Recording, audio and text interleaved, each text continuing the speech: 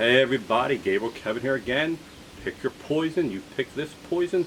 What is this poison? It's something I just don't get. Okay, glasses off. They'll come back on later.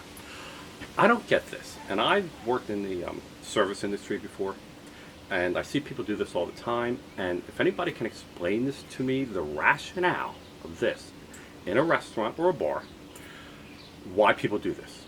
And it makes no sense to me. Except an obsession.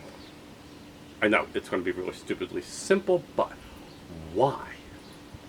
When there's a check and you're using a credit card and you have to fill in the tip, why don't people just give a whole number of dollars? Okay, $2, $3, $4, whatever, $20 on a $100 bill.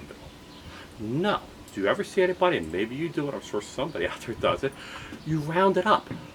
So if it's something where, you want to leave a $2 tip, but the bill is like 80 cents, something .80 cents, so you give them $2.20.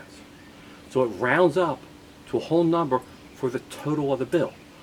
You're giving the server change. It doesn't make any sense just because you want it to round. It doesn't help them. How does it help the server? If you're going to give them 220 or 250, give them 3. So they just get whole numbers out of the register versus going, oh, I got to get this stupid change out because this person over here needs to see a whole number at the bottom of the check.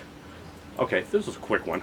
That's pet peeve. I see people do it. I'm like, what are you doing? Oh, just rounding it up for them. No, you're rounding it up for yourself. Obsession. Give them a whole thing. They're going to have to carry change around. Right. Okay.